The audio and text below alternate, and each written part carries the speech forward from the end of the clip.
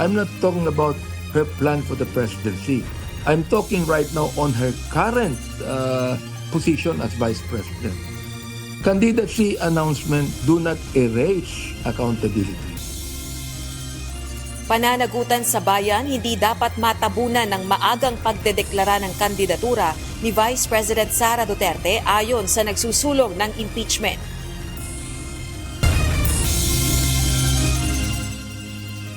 From a security and defense viewpoint, the country faces persistent cyber attacks linked to territorial disputes in the West Philippine Sea. Pilipinas patuloy na nahaharap sa tumitinding cyber attack dahil sa sigalot sa West Philippine Sea ayon sa Armed Forces of the Philippines. Supreme Court hindi umano pwedeng bumalangkas ng impeachment rules ayon kay retired Justice Adolfo Ascuna. 8 motorsiklo nahuli ng Special Action and Intelligence Committee for Transportation o SAIC dahil sa pagdaan sa EDSA busway.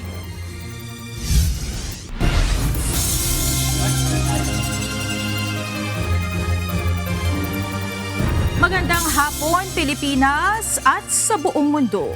Tayo po ay sa bayang napapakinggan sa Radyo La Verdad 1350, ang UNTV Radio at una sa ating mga balita.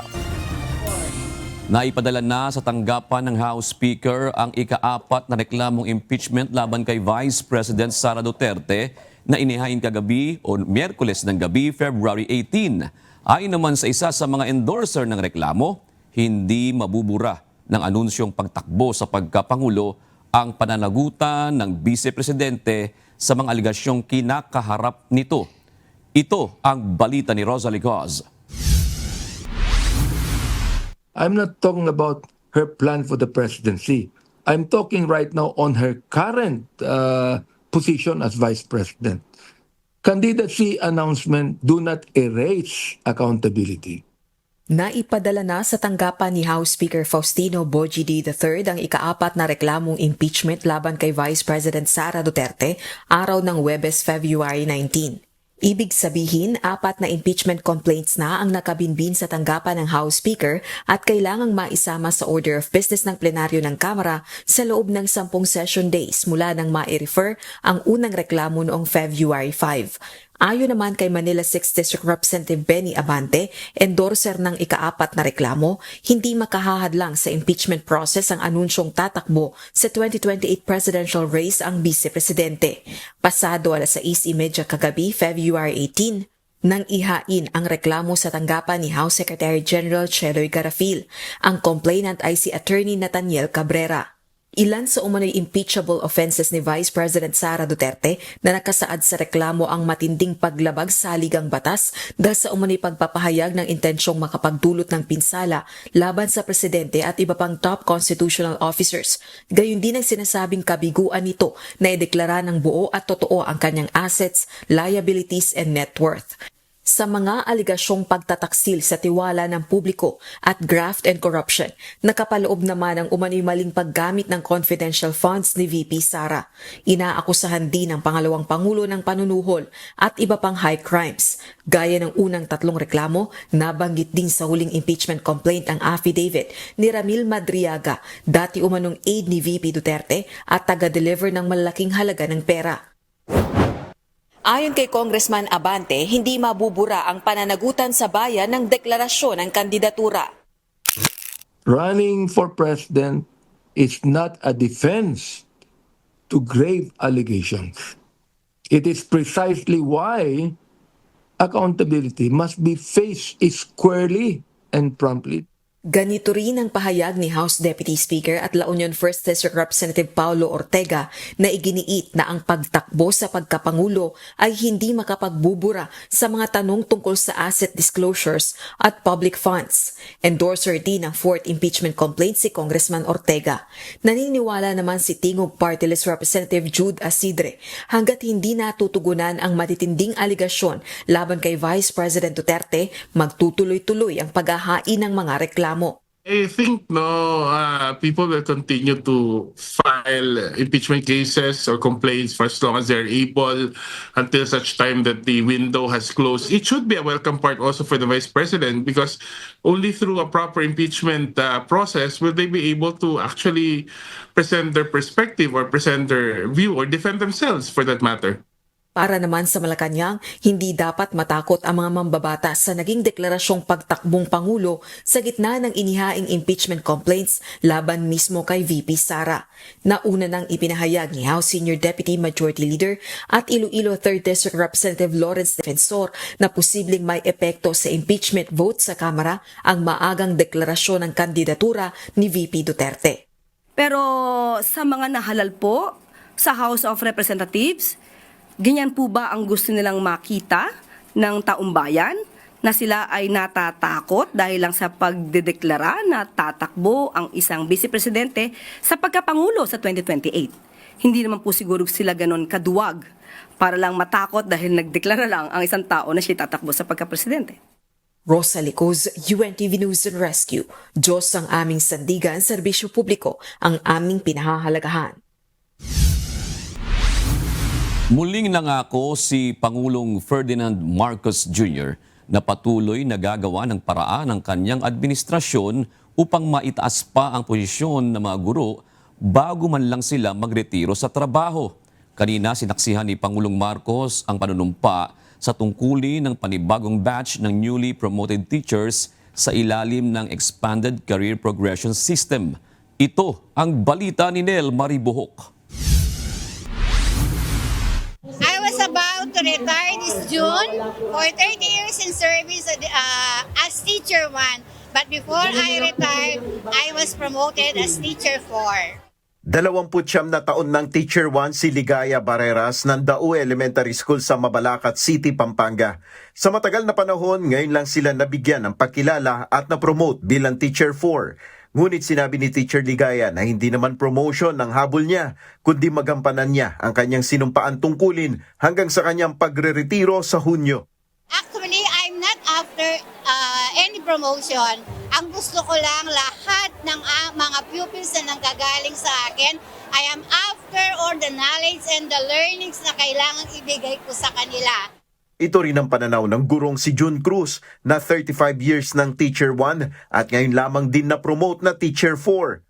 Nagpapasalamat po ako na maayos. Kumbaga, nabigyan po ng recognition lahat po ng guro para magkaroon naman po ng dignidad. 2 lamang sila sa halos 2,000 guro na na-promote at nanumpa sa tungkulin sa harap ni Pangulong Ferdinand Marcos Jr. sa San Jose del Monte, Bulacan kanina. Nagmula sila sa probinsya ng Bulacan at Pampanga. Ang seremonya ay bahagi ng malawakang implementasyon ng Career Progression for Public School Teachers and School Leaders Act. Ayon kay Pangulong Marcos, patuloy na gagawa ng paraan ng pamahalaan para marami pang guro ang tumaas ang posisyon. Gayaan niya ng kanyang ipinangako na walang sinuman na teacher ang magre-retiro na Teacher 1. Sa loob ng matagal na panahon, meron sa inyo ang nawalan na ng pag-asa na mapopromote pa. Dahil sa dami ng responsibilidad sa paaralan, sa komunidad, sa pamilya, nawalan na kayo ng oras na makuha ang mga requirement para sa promotion o di kaya ay wala nang aakitan pa sa inyong organisasyon. Inakala ninyo marahil na magre-retire kayong hindi nakakatikim ng ma-promote. Hindi ako papayag na hindi masuklian ang inyong sakripisyo. Ayon kay Pangulong Marcos, mananatiling prioridad ng kanyang administrasyon ang edukasyon hanggang sa pagtatapos ng kanyang termino. Kaya pinakamalaking budget anya ang inilaan sa sektor na ito para sa taong ito. At bilang patunay, naglaan tayo ng mahigit 1.34 trillion pesos para sa sektor ng edukasyon ngayong taon. Katumbas ito ng higit 4% ng ating buong ekonomiya ay nandiyan para sa edukasyon, para suportahan ng guro, para tulungan at alalayan at alagaan ang ating mga kabataan. Ayon sa Department of Education, aabot na sa 16,000 teachers sa buong bansa ang promoted sa ilalim ng Expanded Career Progression System. Mayroon pang 40,000 na aplikasyon ang nakaabang at kasalukuyan pang nirerepaso. Nel Maribuhok, UNTV News and Rescue, Diyos ang aming sandigan, serbisyo publiko ang aming pinahalagahan. Kapansin-pansin na hindi nagkamayan sina Pangulong Ferdinand Marcos Jr. at dating Pangulo na ngayon Congresswoman Gloria Macapagal Arroyo sa isang event kanina sa San Jose del Monte, Bulacan. Makikita sa video na habang nakahilera ang mga kapwa panauhin para sa isang photo opportunity, isa-isa silang kinamayan ni PBBM liban sa former president. Nangyari ang pagkikita ng dalawa sa mass oath-taking ng mga bagong na-promote na guro at school heads ng Department of Education ngayong araw. Si CGMA ay kilalang taga-suporta ni Vice President Sara Duterte.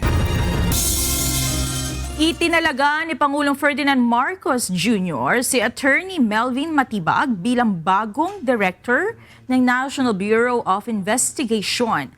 Papalitan niya si Attorney Angelito Magno. Si Matibag ay kilalang kaalyado ni dating Pangulong Rodrigo Duterte. Nakapagsilbi rin siya bilang Acting Cabinet Secretary sa ilalim ng Duterte Administration at Secretary General ng PDP Laban na partido ni FPRRD. Walang detalyeng binigay si Palace Press Officer Undersecretary Claire Castro sa dahilan ng pagkakapili kay Matibag at kung ito ay nakapanumpa na sa tungkulin. Yan pa lang po ang ibinigay sa atin. Magkakaroon po ng bagong NBI Director sa katuohan po ni Atty. Melvin Matibag. Nagsampa na reklamo si Pasig City Mayor Vico Soto laban kay Sara Diskaya sa Commission on Elections. Kaugnay ito ng umano'y election overspending at perjury sa 2025 elections. Ayon sa kampo ni Mayor Vico, may paglabag umano si Diskaya sa itinakdang spending limit sa pangangampanya at may maling deklarasyon sa mga dokumentong inihain sa COMELEC. Naging magkatunggali sina Soto at Diskaya sa mayoral race sa Pasig City noong nakaraang halalan.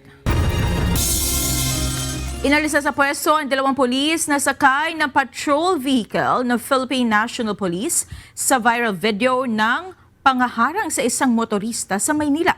Katwiran naman ng mga pulis, nasiraan sila ng sasakyan kung kaya't huminto ang mga ito sa kalagitnaan ng trapiko. Ito ang balita ni Lea Ilagan.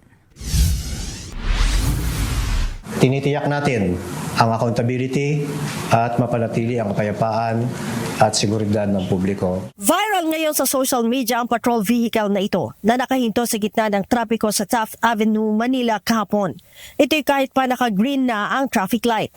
Sa video, maririnig ang motorista na umano'y sinadya silang harangan ng patrol vehicle. Bumat sa akin kanina, tapos nung nabusinahan, galit. Partida na yan, mga PO1 pa lang yan. Maging ang mga sakay ng sasakyan, nagtataka kung bakit hindi umaabante ang sasakyan ng mga pulis. Nakago po yan, nakago yan. Mali ang linya niya, hindi rin siya Nakago po yan. Nagka-signal sa kaliwa. Nabusinahan kasi nag-cut sila kanina. Ayan po, nakago. Nabala na yung nasa. Ayaw nilang gumawa.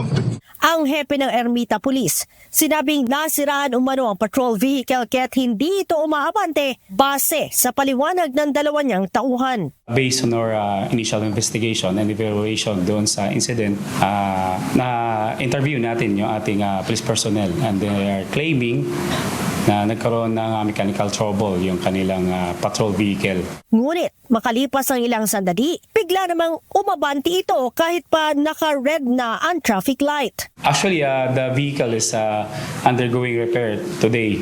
Yes, ma'am. Because of that incident, nakapabalik pa po siya sa PCP. And then, yung ating mekaniko in this morning, pinuntahan yung ating patrol vehicle. Gayunman, inalis na rin sa pwesto ang 2 pulis at binawian na rin ang lisensya ang driver nito habang isinasagawa ang investigasyon. Ongoing pa naman ang ating investigation at validation doon sa mga CCTV footage na kinuha natin sa area kung ano talaga nangyari at hihingi rin natin yung statement ng mga witnesses doon sa area ng Taft Avenue. Ang Land Transportation Office o LTO naglabas ng show force order laban sa Philippine National Police bilang rehistradong may-ari ng patrol vehicle. Pinagpapaliwanag din ng LTO ang PNP kung bakit hindi sila dapat nasampahan ng reklamong reckless driving at obstruction of traffic na maaaring ikasuspinde at pagbawi ng lisensya ng driver. Ang National Police Commission naman, pinagre-report ang 2 pulis hanggang bukas ng hapon. Sakaling mapatunayang nagkamali ang 2 pulis, maaari silang makasuhan ng administratibo na serious neglect of duty. Leia Ilagan, UNTV, News and Rescue. Diyos ang aming sandigan, serbisyo publiko ang aming pinahahalagahan.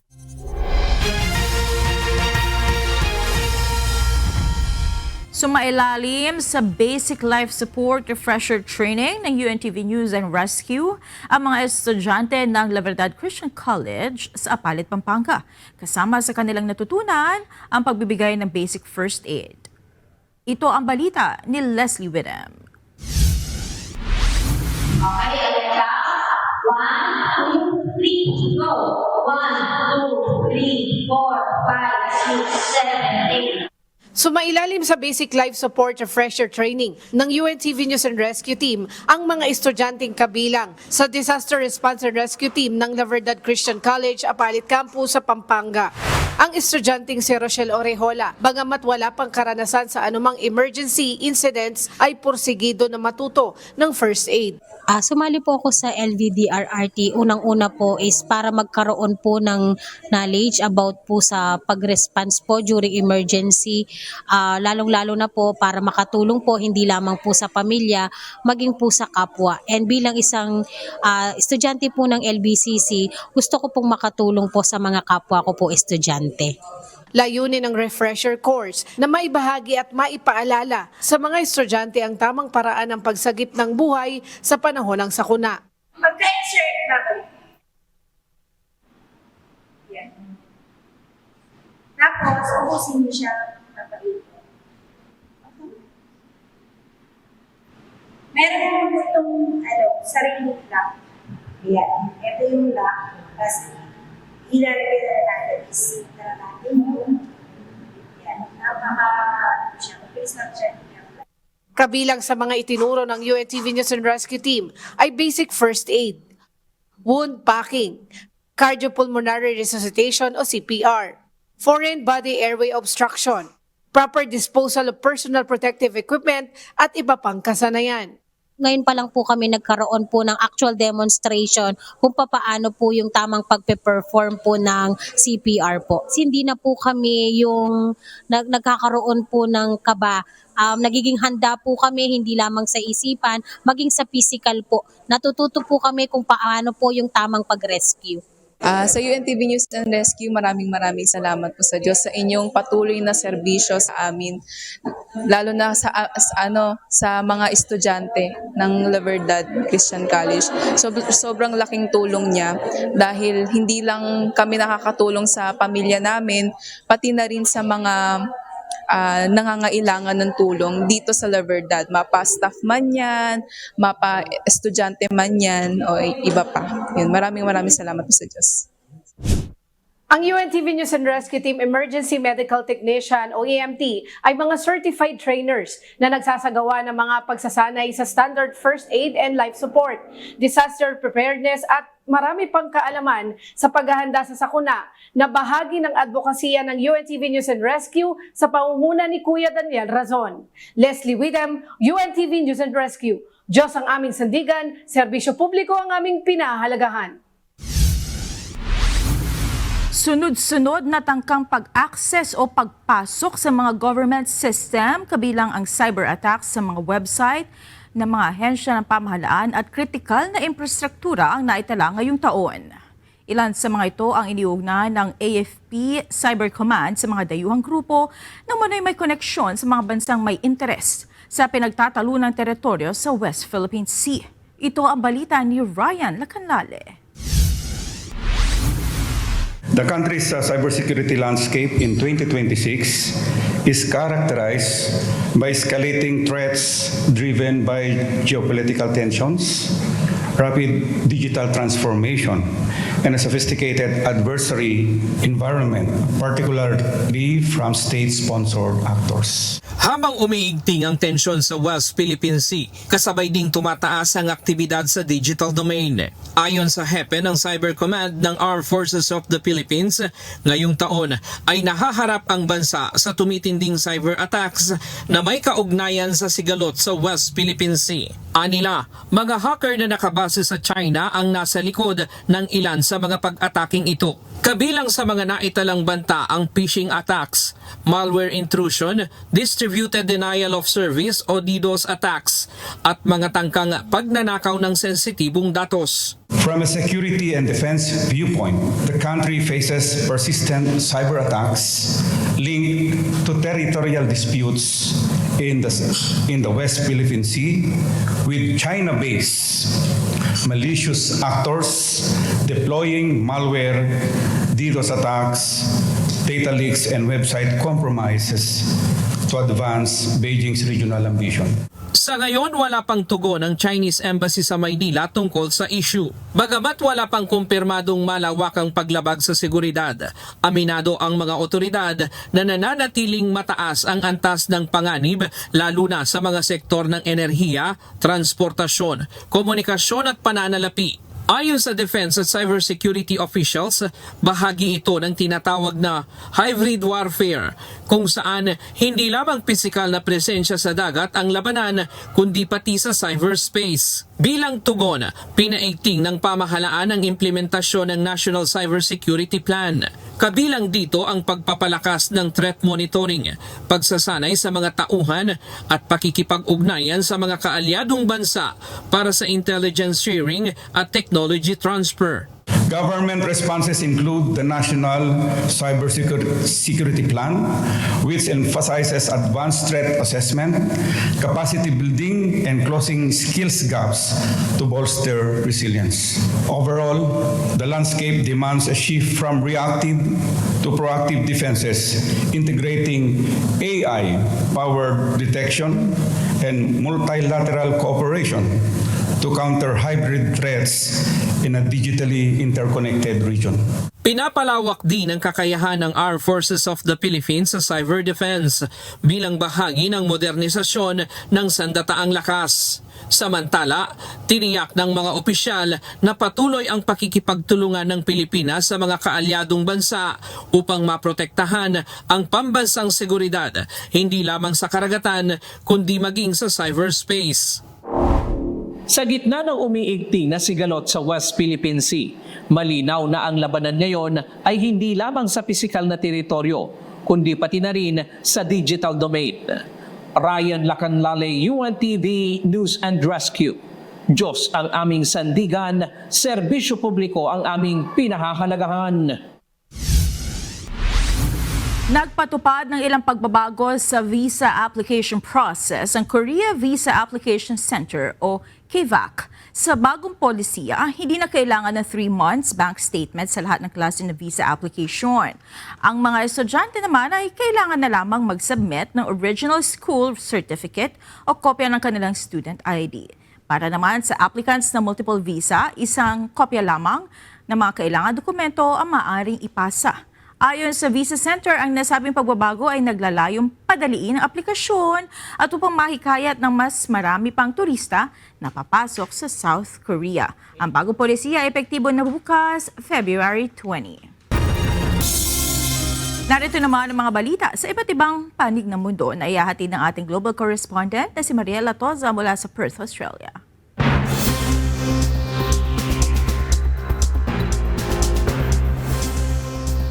Magandang gabi sa inyo dyan sa Pilipinas, Monica. Naglabas ng reaksyon ng White House sa naging pahayag ni Ukrainian President Volodymyr Zelensky na unfair o hindi makatarungan ng ilang panawagan ng Estados Unidos kaugnay ng nagpapatuloy na negosasyon upang matigil ang mahigit 4 na taong digmaan sa pagitan ng Ukraine at Russia.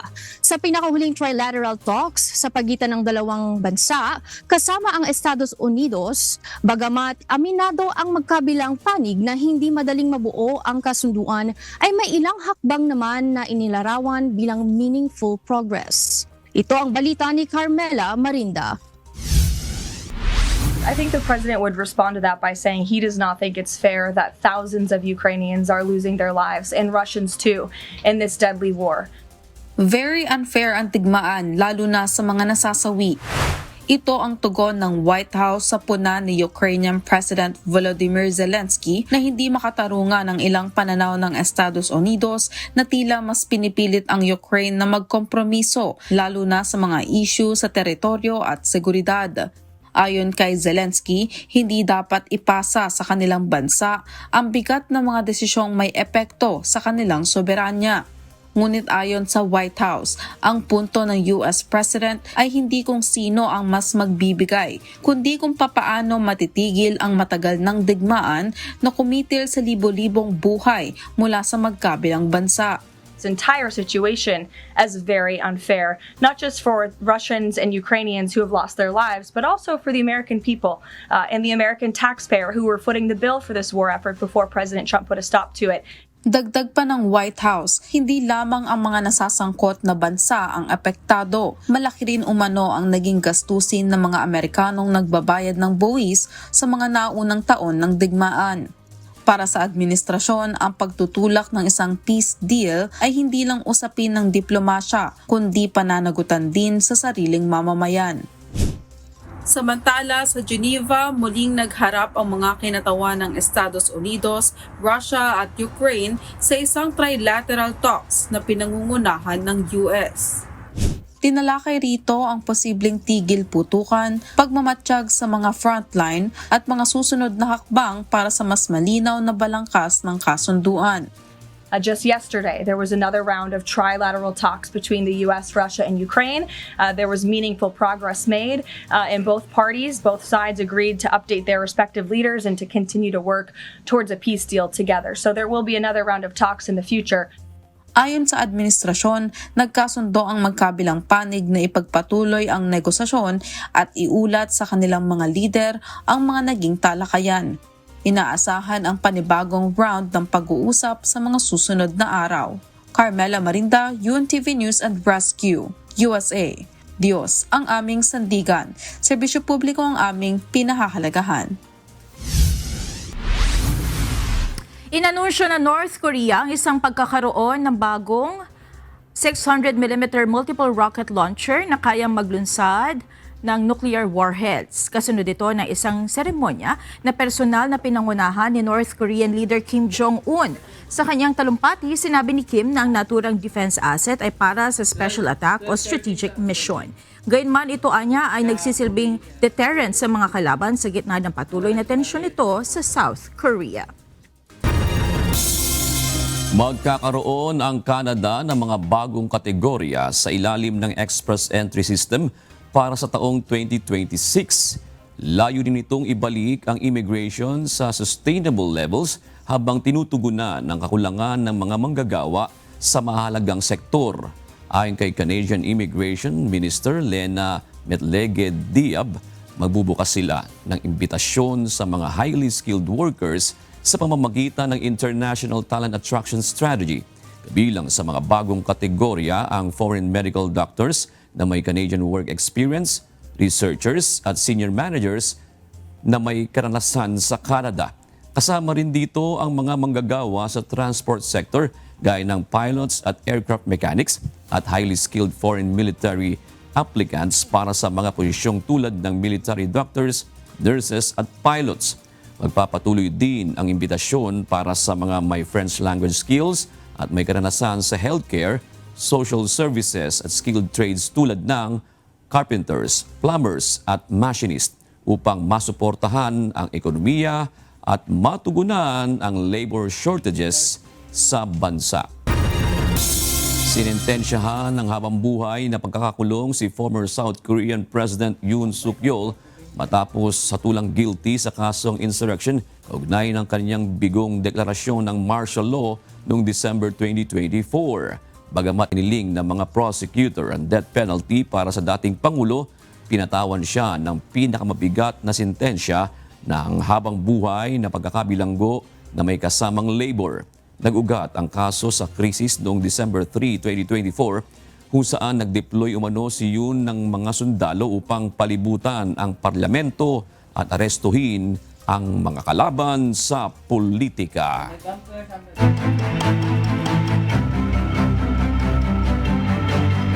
Kinumpirma ng Coast Guard District Palawan na nasawi ang 3 tripulante ng MT Rio Nickel A Alpha matapos itong lumubog sa karagatang sakop ng Sitio Amiril, Barangay Taratak, Batazara, Palawan nitong Miyerkules. Batay sa paunang ulat, tumagilid ang tugboat dahil sa malakas na ihip ng hangin at paghampas ng malalaking alon hanggang sa tuluyan itong lumubog. Iniutos na ng Coast Guard District Palawan ang masusing investigasyon sa insidente. Inatasan naman ang Marine Environmental Protection Enforcement and Response Group Palawan na magsagawa ng rapid site assessment at gumawa ng mga hakbang upang mapigilan ang posibleng polusyon sa karagatan na maaaring idulot ng lumubog na tugboat. Isang pinaghihinalaang illegal na wildlife shipment ang nasabat sa Taytay, Palawan. Umarangka na naman sa University of the Philippines, Cebu ang public consultation ng House Committee on Suffrage and Electoral Reforms kaugnay ng panukalang batas na naglalayong limitahan ang political dynasty sa bansa, habang tinapos na ng Philippine Coast Guard ang paghahanap sa nawawalang MBCA Amihara sa Davao Gulf. Ito ang balita ni Alan Manansala. Sa Luzon, kinumpiska ng mga otoridad ang sako-sakong pinatuyong shark fins sa pantalan ng barangay poblasyon sa Taytay, Palawan matapos mabigong magpakita ng mga dokumento ang may dala ng kargamento. Ayon sa Palawan Council for Sustainable Development Staff District Management Division North, nasabat ang 887 piraso ng pinatuyong shark fins na mula sa mga uri ng pating na nakalista bilang endangered species sa ilalim ng Republic Act No. 9147 at ng Convention on International Trade and Endangered Species of Wildlife, Fauna and Flora. Nasa kustodiya na ng Municipal Agriculture Office ang bangka na naghahatid sana ng kargamento habang nananatili naman sa PCSDS ang mga nakumpiskang shark fins. Sa Visayas, nagsimula na ang public consultation ng House Committee on Suffrage and Electoral Reforms sa University of the Philippines, Cebu kaugnay ng panukalang batas laban sa political dynasty. Layo ng pagdinig na alamin ang pulso ng mga mamamayan sa Visayas hinggil sa panukalang magbabawal o maglilimita sa political dynasty sa bansa. Dinaluhan ng mga kinatawan mula sa LGUs, iba't ibang ahensya ng pamahalaan, business sector, academe at civil society groups ang naturang pagtitipon. At sa Mindanao, opisyal nang tinapos ng Philippine Coast Guard District Southeastern Mindanao ang search and rescue at retrieval operations para sa nawawalang motor bangka na MBCA Amihara na wala ang naturang bangkang dimotor noong January 19 sa Davao Gulf matapos umalis sa Santa Ana Wharf sa Davao City. Ayon kay Coast Guard Commander Philips Soria, matapos ang 15 araw na masusing search and rescue at karagdagan pang 15 araw na retrieval operations, isang survivor ang nasagip at 6 na bangkay ang narecover. 9 naman ang nananatili pang nawawala. Alan Manansala, UNTV News and Rescue. Diyos ang aming sandigan, serbisyo publiko ang aming pinahahalagahan. Iniulat ng Philippine Institute of Volcanology and Seismology o PHIVOLCS ang ongoing explosive eruption ng Canlaon Volcano sa Negros Island. Ayon sa PHIVOLCS, nagsimula ang pagsabog alas 4:42 ngayong hapon. Kasunod ito ng serye ng seismic activities na naobserbahan sa mga nakalipas na araw. Pinag-iingat ng Office of Civil Defense ang publiko sa patuloy o pagdaloy ng pyroclastic materials at ashfall. Paalala ng lokal na pamahalaan ng Canlaon City, manatiling kalmado at alerto at sumunod sa mga ibababang anunsyo ng LGU para sa kaligtasan ng lahat. Maaaring tumawag sa emergency hotline ng lungsod kung nangangailangan ng agarang tulong. Hindi kasindak-sindak para sa administrasyon ni Pangulong Ferdinand Marcos Jr. ang pag-anunsyo ni Vice President Sara Duterte ng kanyang pagtakbo sa 2028 presidential elections. Ayon kay Palace Press Officer Undersecretary Claire Castro, matagal na anyang ramdam ang pangangampanya ng Vice Presidente sa labas ng bansa kaya hindi na nakakagulat ang naging deklarasyon nito.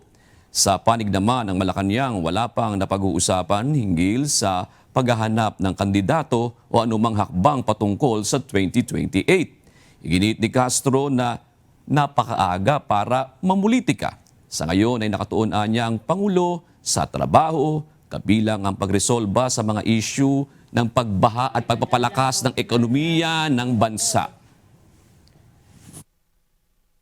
Hindi naman po kasindak-sindak yung pag-a-announce na siya'y tatakbo sa pagkapangulo dahil ramdam na po even before ang kanyang pangangampanya sa labas. So hindi po nakakagulat kung siya mag-announce na siya'y tatakbo bilang Pangulo. Nakatakdang magkita sina Pangulong Ferdinand Marcos Jr. at dating Vice Presidente at Naga City Mayor Leni Robredo sa Sabado, February 21. Ito ay inaasahan sa paglulunsad ng Oplan kontrabaha sa lalawigan. Ayon kay Palace Press Officer Undersecretary Claire Castro, bahagi ng pagbisita ng Pangulo ang pag-inspeksyon sa mga ginagawang paglilinis ng mga estero ng Department of Public Works and Highways. Personal umanong titingnan ng Pangulo ang progreso ng proyekto at makikipagpulong kay Robredo.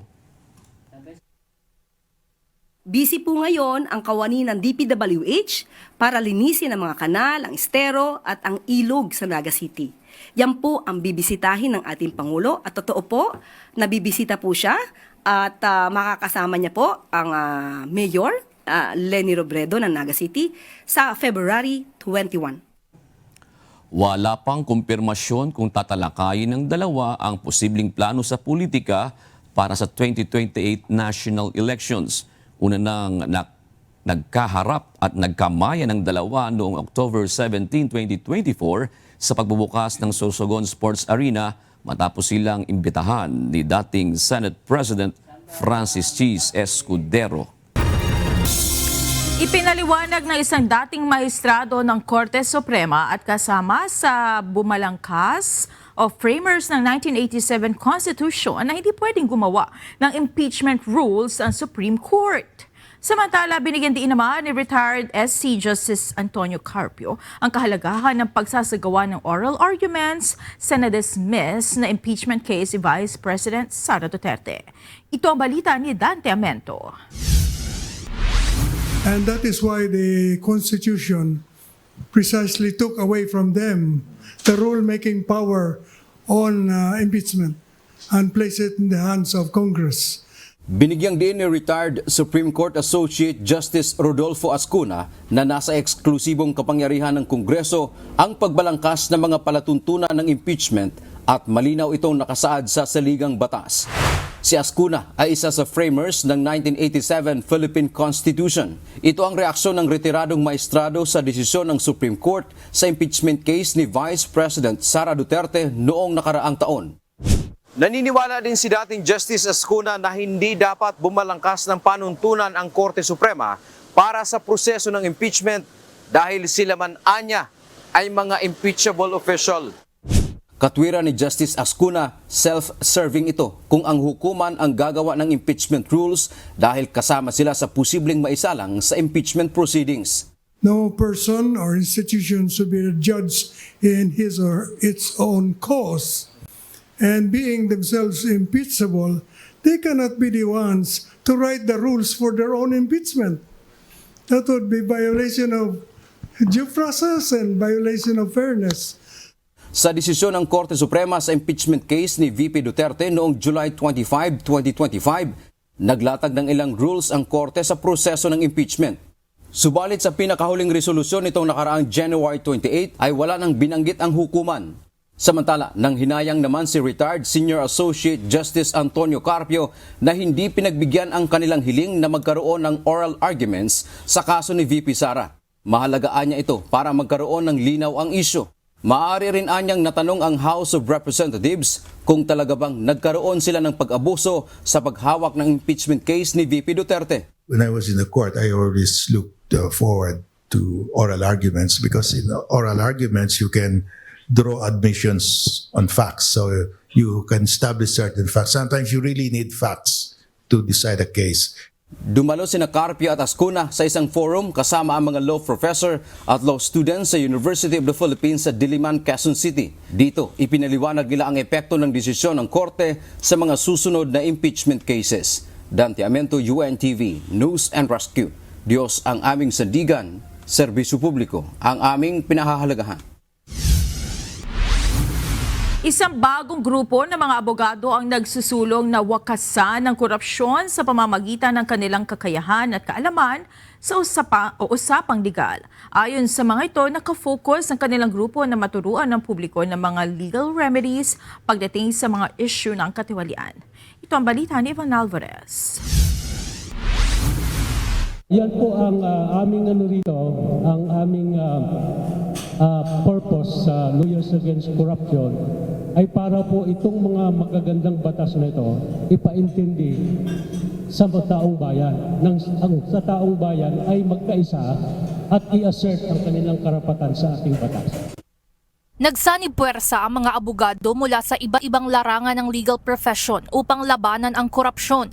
Bansag nila dito, Lawyers Against Corruption. Ito'y sa kasagsagan ng mga nabubunyag na mga malawakang katiwalian na nangyayari sa pamahalaan. Kasama sa grupo ang mga retiradong mahistrado, environmental lawyers, human rights lawyers, private law practitioners at iba pa.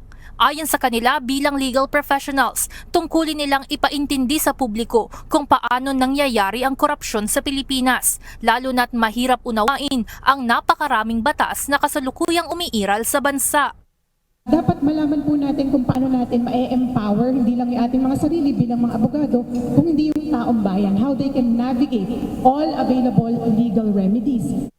Kasama sa kanilang plano ang pagsusuri sa mga umiiral na batas at sistema na ginagamit ng ilan upang takasan ang pananagutan, pagsasagawa ng legal education campaign sa mga komunidad at paghikayat sa pangkaraniwang mamamayan na aktibong magsampa ng kasong may kinalaman sa katiwalian o tinatawag na citizen-led litigation.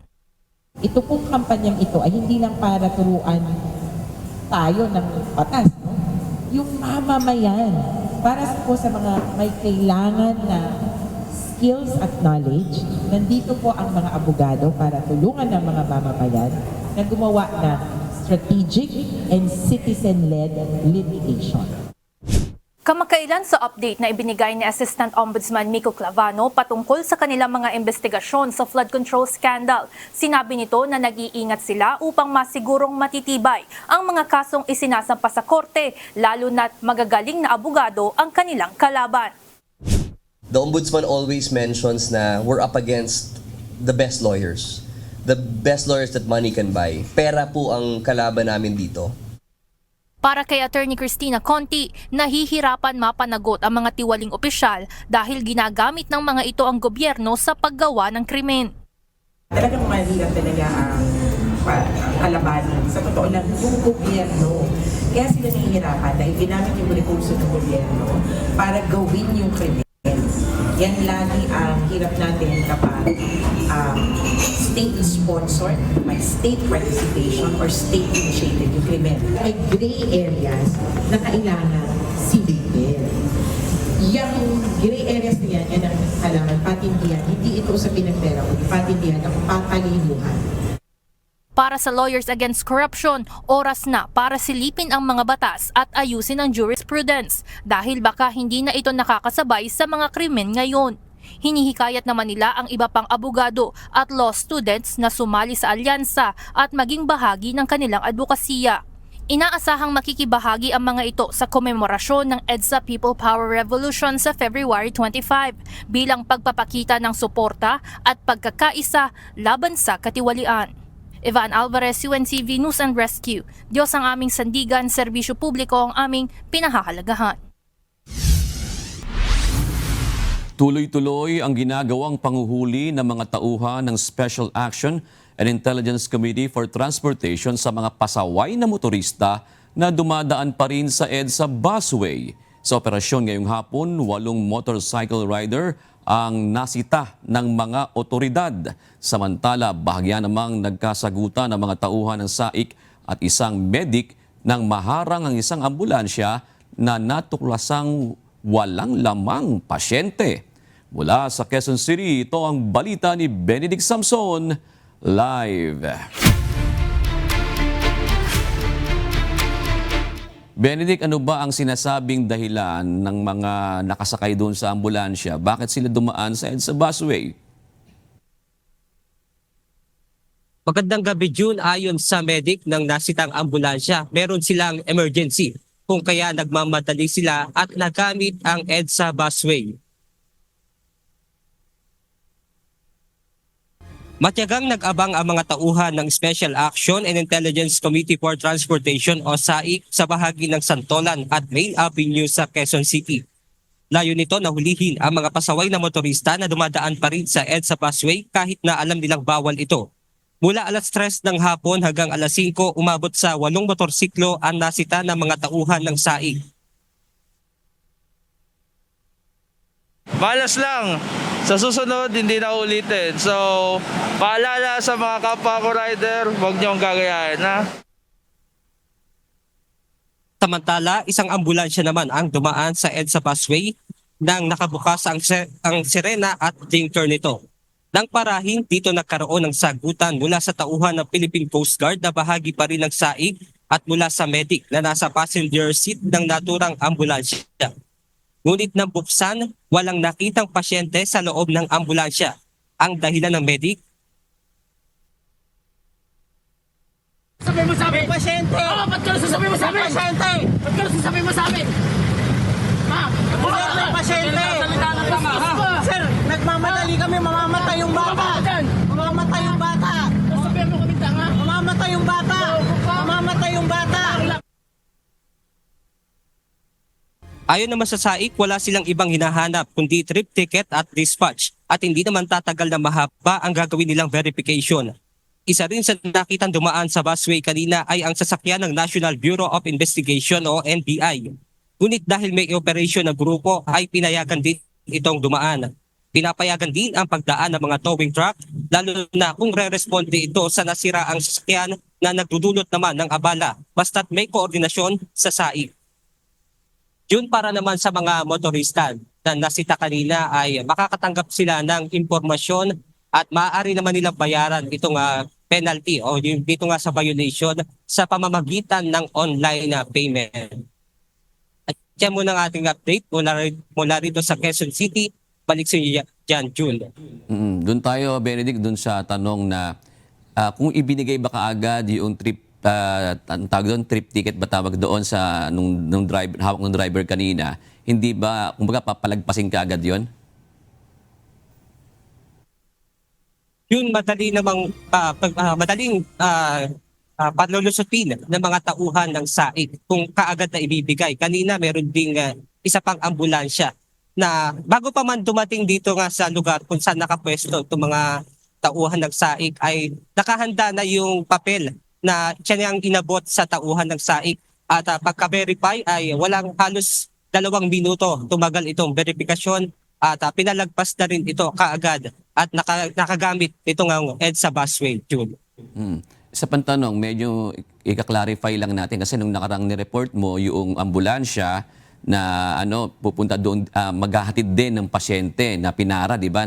Kumbaga, sinibak pa nga sinasabi mo nung nakaraan din yung isang personnel ng SAIC dahil sa nangyari. Yung bang PTV o Patient Transport Vehicle, allowed ba iyon kung meron siyang pasahero halimbawa dyan sa EDSA busway? Yes, June. Basta ang sabi nga ng Department of Transportation, ano man ang kalagayan nitong pasyente o critical man o hindi, basta't may pasyente ay panulusutin nila ito at pagagamitin ito ng busway, June. Okay, naklaro ko lang kasi may nagsasabi ay hindi daw pwede yung PTV na pumasok sa EDSA busway. Meron nagsasabi pwede. Kaya kinaklaro natin dito, Benedict. Maraming salamat, Benedict Samson.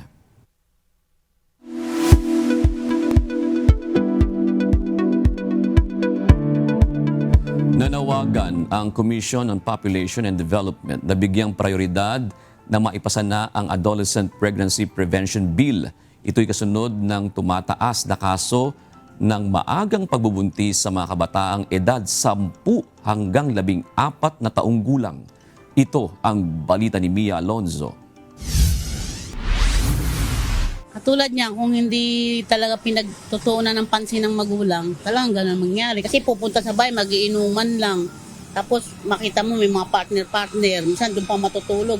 Minsan halos katabi ko na, mga magkatabi-tabi na higa-higa. At lalaki ang katabi. Nakababahala na ang patuloy na pagtaas ng kaso ng maagang pagbubuntis sa bansa. Si Susana Fulgencio, may anak at pamangking nagdalang tao sa murang edad. Aminado siya na bunsod na rin ang kahirapan ng buhay para maitaguyod ang mga ito, kinulang na siya ng pagpatnubay at gabay sa dalawa. Kaya sa murang edad, imbis na pag-aaral ang unahin, napasok ang mga ito sa maagang pakikipagrelasyon. At dahil bata pa ang mga ito, siya ang pumasa ng mabigat na responsibilidad na mag-alaga sa mga ito. Talagang bantayan na maigi. Yung talaga dapat. Kaso sa dami nila kasi mga kapatid ko hindi nag-intindi lahat, sana halos sa akin lahat. Kaya ko ba yun lahat ng mga pamangkin ko, pati anak ko. Base sa pinakahuling tala ng Commission on Population and Development o CPD, umabot na sa 3,516 ang naitalang nabubuntis na nasa edad 10 hanggang 14 anyos. Mas mataas ito kung ikukumpara sa 3,343 na kaso na nairehistro noong 2023. Ayon sa ahensya, nakababahala ang mga bilang na ito dahil ang mga batang nasa ganitong edad ay hindi pa pisikal na handa sa pagbubuntis at maaari ring malantad sa pang-aabuso. Binigyan diin ng ahensya ang mahalagang papel ng mga magulang sa paggabay at pagbibigay ng tamang impormasyon sa kanilang mga anak upang maiwasan ang mas pinabatang pagbubuntis. Alarming siya kasi yung health risks nito. Kailangan once na nabuntis at nanganak, bumalik sa school. Kasi education is always a protective factor. And even against repeat pregnancy, napaka-importante. No, na maprotektahan natin sila sa paulit na pagbubuntis. Dagdag pa nito na marami sa mga kabataan ang kumukuha ng impormasyon sa social media kasama na ang usapin tungkol sa sexualidad na maaaring makaapekto sa kanilang pag-unawa sa pakikipagrelasyon at reproductive health.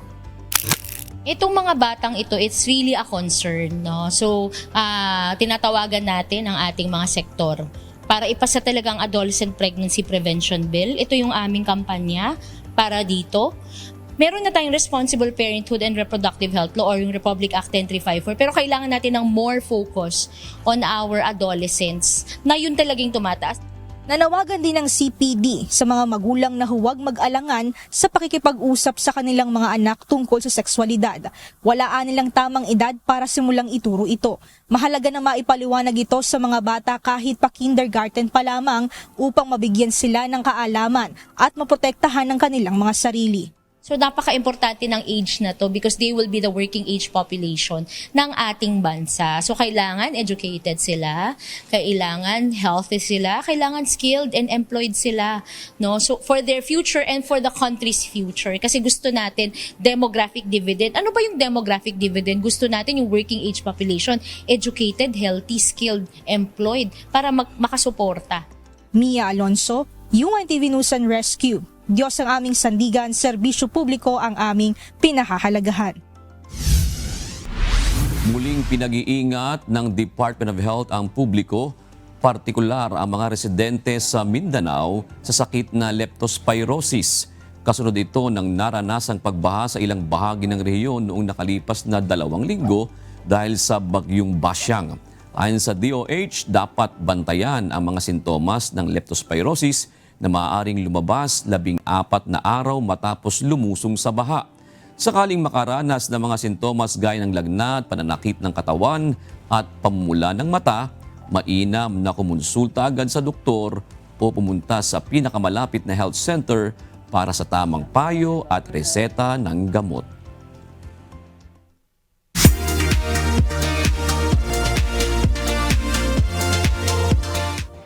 Isang makulay at nakakakilig na comeback ang hatid ng rising pop artist na si Haki sa kanyang pinakabagong single na Halo Halo. Ayon sa KDR Music House, matapos ang matagumpay na debut ni Haki sa awiting Aaminin, mas dapat abangan ang artistic identity nito sa kanyang bagong self-composed track, kung saan naging hands-on siya mula sa pagsusulat, vocal direction hanggang sa huling detalye ng production. Tampok sa kanta ang catchy hook na kumakaba-kaba na sumasalamin sa halo-halong emosyon ng kilig na inihalin tulad niya sa paboritong Pinoy dessert na halo-halo. May iba't ibang sangkap ngunit may iisang masayang vibe. Abangan ang dance-friendly beat at performance-ready pop energy ng halo-halo na mapapakinggan simula bukas, February 20 sa lahat ng major streaming platforms. Muling tinanghal ang American pop superstar na si Taylor Swift bilang best-selling artist ng 2025 ayon sa International Federation of Phonographic Industry o IFPI. Ito ang organisasyon na kumakatawan sa interes ng recording industry sa buong mundo. Muling pinarangalan si Taylor Swift matapos sa massive success ng kanyang latest album na The Life of a Showgirl. Gaya din ang release ng docuseries ng kanyang record-breaking na The Eras Tour. Ito na ang ika-4 na sunod na taon at ika-6 na beses na nakuha ni Taylor Swift ang titulo bilang best-selling global artist. Pinarangalan sa ginanap na 2026 Platinum Stallion National Media Awards ng Trinity University of Asia ang ilang natatanging personalidad at organisasyon sa larangan ng media kahapon, February 18. Kinilala ang Wish 1075 bilang innovative FM o radio station dahil sa patuloy nitong paghahatid ng makabago at dekalidad na content sa larangan ng radyo. Tumanggap naman ng citation bilang Male Disc Jockey of the Year si DJ Adam para sa kanyang programa na The Road Show sa Wish 1075.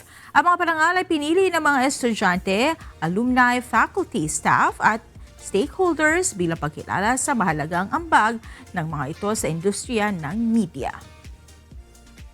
Thank you so much once again. We lift up all the glory to God, and I dedicate this award to, of course, the President and CEO of Wish 1075 and UNTV, Kuya Daniel Razon. Lahat po ito, we wouldn't be able to achieve this without their help. And yun nga, sabi ko, the collaborative team effort.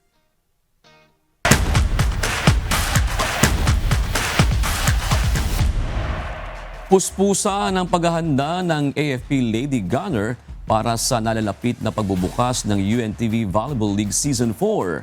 Sa kanilang training, tinutukan nila ang mas matibay na depensa at mabilis na transition plays.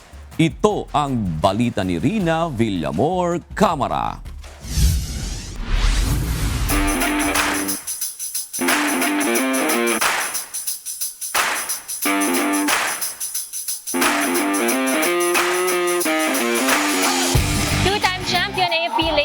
Puspusan ng paghahanda para sa nalalapit na pagbubukas ng UNTV Volleyball League Season 4. Sa kanilang mga practice session, binibigyang diin nila ang mas matibay na depensa at mas mabilis na transition plays. Bagay na inaasahang magiging susi sa kanilang laban kontra sa mga kapwa malalakas na koponan. Ang kanilang coaching staff ay nakatutok sa paghasa ng chemistry ng bawat manlalaro upang mas maging solid ang kanilang execution sa court. Sa UVL, hindi lamang lakas at galing ang kailangan kundi pati tibay ng loob sa harap ng pressure ng malalaking crowd at matitinding kalaban. Ngayong taon, makakaharap nila ang mga koponan ng BFP Lady Firefighters, Comelec Suffragettes, DNR Lawin Spikers, DFA Emissaries, MMDA Lady Spikers, NHA Home Masters, Pag-ibig Lady Smashers, PhilHealth Health Insurers at defending champions na PNP Lady Patrollers. Isa sa mga inaasahang maging sandigan ng AFP Lady Gunners ay ang kanilang mga key players na sila Iya Yongko at Wendy Talib na kilala sa matibay na blocking at consistent na attacking. Dagdag pa sa kanilang pwersa ngayong taon ang mga former national players na sina Nene Bautista, Josa Cabalza at Jane Gonzalez. Ayon kay Coach Randy Faliorina, mas bigati na ngayon ang kompetisyon. Hindi na tulad kasi dati na may dalawang import lang. Then ngayon, may 3 import na talaga. At ang maganda pa ron, mas malalakas yung import ngayon. Kailangan talaga namin pursigin yung mga kasama namin, especially yung 2 import namin na talagang sila yung magtatrabaho. Kasi yung ibang kalaban, 3 import talaga. Napakahirap na kalabanin ng ganun. Sa pagbubukas ng UVL Season 4, hindi lamang ito laban para sa tropeyo, kundi pagkakataon din para ipakita ang disiplina at dedikasyon ng AFP Lady Gunners bilang kinatawan ng Armed Forces of the Philippines. Sa darating na linggo, inaasahan na magiging exciting ang kanilang unang laban kontra sa PNP Lady Patrollers at tiyak na marami ang nag-aabang kung paano nila ipapakita ang kanilang lakas at puso sa PhilOil Arena. Rina Villamor, Camera, UNTV News and Rescue. Diyos ang aming sandigang, serbisyo publiko ang aming pinahahalagahan.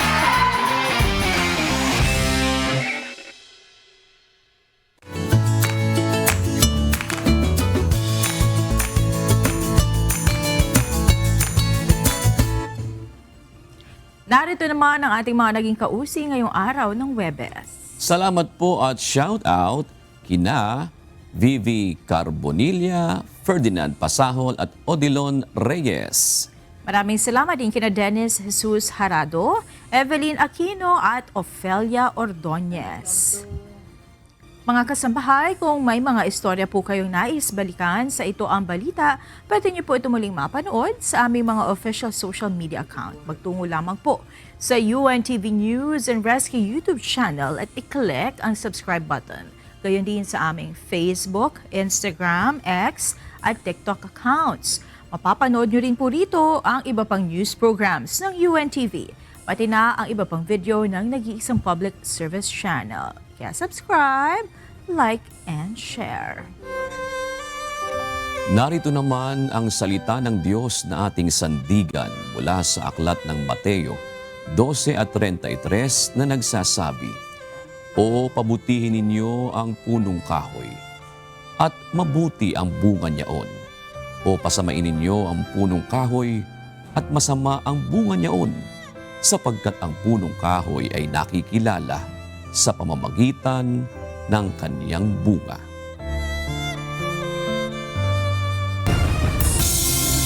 At yan ang naging kabuuan ng ating balitaan ngayong gabi. Aming inilahad ng buong katapatan kung paano namin nasaksihan. Kayo po'y makapagtitiwala na ang aming nakita at narinig ang aming ibinabalita. At dito po sa UNTV, Diyos ang aming sandigan, serbisyo publiko ang aming pinahahalagahan. Magandang gabi po.